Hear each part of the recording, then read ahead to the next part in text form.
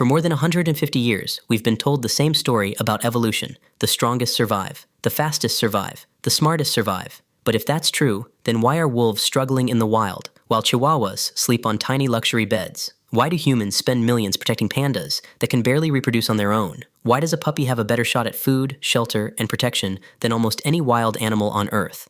The more scientists study domestication, the stranger the answer becomes. And in a world increasingly controlled by humans, survival isn't always about being stronger. Sometimes it's about being cuter. And that sounds ridiculous until you realize something unsettling. Some of the most successful animals on Earth seem to have evolved faces almost designed to manipulate human emotions. Dogs, cats, rabbits, foxes, even some reptiles. Again and again, the same pattern appears. Large eyes, round faces, short snouts, soft expressions. But these animals weren't always like this. Many of them descended from creatures that were faster, tougher, and far more intimidating. Somewhere along the way, evolution stumbled onto a completely different strategy. Instead of competing against nature, they learned to recruit the most powerful species on the planet, us, the humans. To understand how strange this is, we need to go back thousands of years. Imagine two wolves living near an ancient human settlement. One behaves like a typical predator.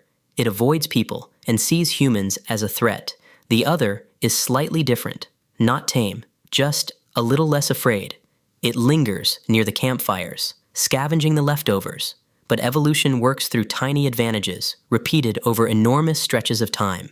The bolder wolf gets more food. It survives the winters more easily. It raises more pups. Generation after generation, those traits spread. And then something unexpected happens. The animals don't just start behaving differently, they start looking different too. This became impossible to ignore in 1959, when a Soviet scientist named Dmitry Belyaev began one of the most famous experiments in biology. Belyaev bred silver foxes based on a single trait, friendliness toward humans. He wasn't selecting for looks at all. And yet, after only a few generations, the foxes started to change. Their ears became floppy, their tails began to curl, their faces grew shorter and rounder. White patches appeared in their fur. Some even started wagging their tails, like dogs. When animals become less aggressive, physical changes tend to follow. Scientists now call this domestication syndrome, and once researchers knew what to look for, they found it almost everywhere. Wolves became dogs. Wild boars became pigs. Wild cats became house cats.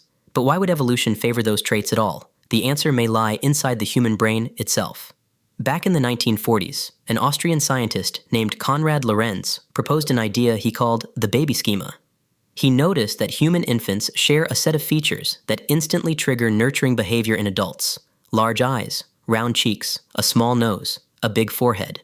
These features seem to switch on ancient caregiving instincts. Even people who swear they don't like babies often melt a little at those features, and many domesticated animals evolved the exact same characteristics. Through generations of selection, they stumbled into the features that hijack one of the strongest emotions in our entire species. Modern brain scans suggest Lorenz was onto something real. Researchers found that just looking at cute faces lights up reward centers in the brain. In some studies, people shown puppies and kittens performed careful tasks with more focus right afterward. They called it the cute response. Cute faces don't just make us feel good, they may actually change how we behave. If an animal can trigger our protective instincts, it unlocks resources other animals will never get. Food, shelter, medical care, protection from predators. The strongest wolf in the forest still has to survive winter on its own.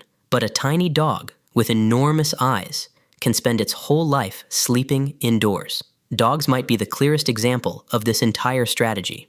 Researchers comparing dogs and wolves discovered something remarkable. Dogs have facial muscles that wolves either lack or almost never use. One muscle in particular lets dogs raise their inner eyebrows, creating the expression we all know as puppy dog eyes. That tiny movement makes their eyes look bigger and their face look more like a baby's. And the effect on us is instant. Shelter studies found that dogs who made this expression were adopted faster than dogs who didn't. Over thousands of years, dogs evolved a facial expression that directly influences human decisions. Not through force, not through fear, through empathy. Cats took a different path, but arrived at a surprisingly similar place. Unlike dogs, cats mostly domesticated themselves. Early farmers stored grain. Grain attracted rodents, and rodents attracted wildcats. The cats that could tolerate humans gained access to an endless buffet of mice. Over time, the friendlier cats stayed close to the settlements, while the wilder ones stayed away. Many modern cats have larger eyes and rounder faces than their wild ancestors. Humans weren't choosing the strongest cats. They were choosing the cats they liked looking at. And once you notice this pattern, you can't unsee it. Take rabbits. Wild rabbits are built for survival, every part of them tuned for escaping predators. Yet domestic rabbits often have softer faces and rounder, more childlike proportions.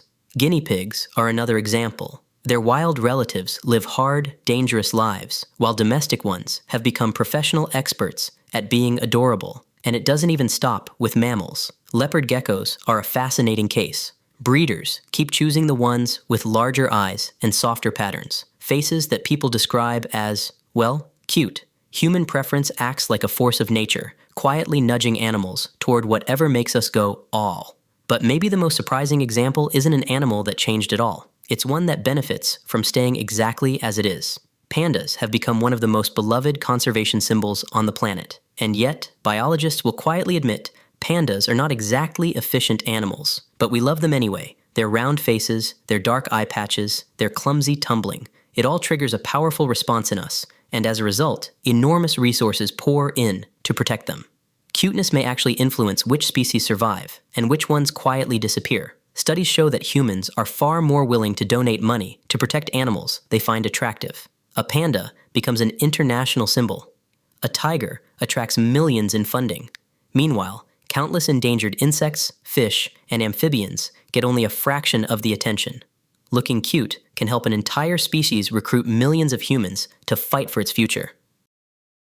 We've become so sensitive to cuteness that we've started manufacturing it on purpose.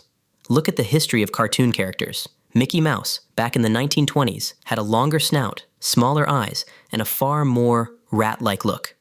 Over the decades, animators slowly changed him. His eyes grew bigger, his head grew rounder, his face grew softer. The more childlike the features became, the more audiences connected with them.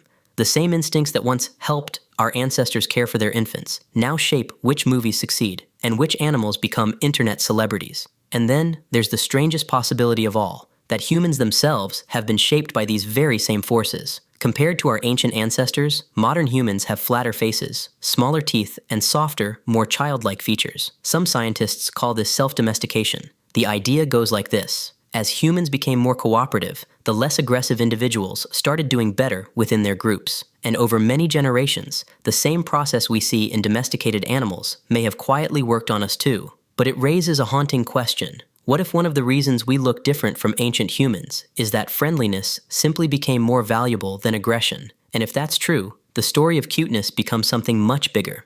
It isn't just about dogs, or cats, or foxes. It's about the relationship between appearance, behavior, and survival itself. Evolution isn't trying to build stronger animals. It isn't trying to build smarter ones either. Evolution simply rewards whatever works. And in a world increasingly shaped by humans, looking cute may be one of the most successful adaptations ever discovered. So tonight, you'll probably see something cute. A puppy, a kitten, maybe just a photo online that makes you stop scrolling for a second longer than usual, and it'll feel completely normal because you felt that pull your entire life. But hidden behind that warm little feeling may be one of evolution's most powerful survival strategies. Because for some animals, survival was never about becoming faster, stronger, or more dangerous. It was about convincing us to care. In a world run by humans, what do you think is the greater evolutionary advantage? Strength, intelligence, or cuteness? Let me know what you think in the comments.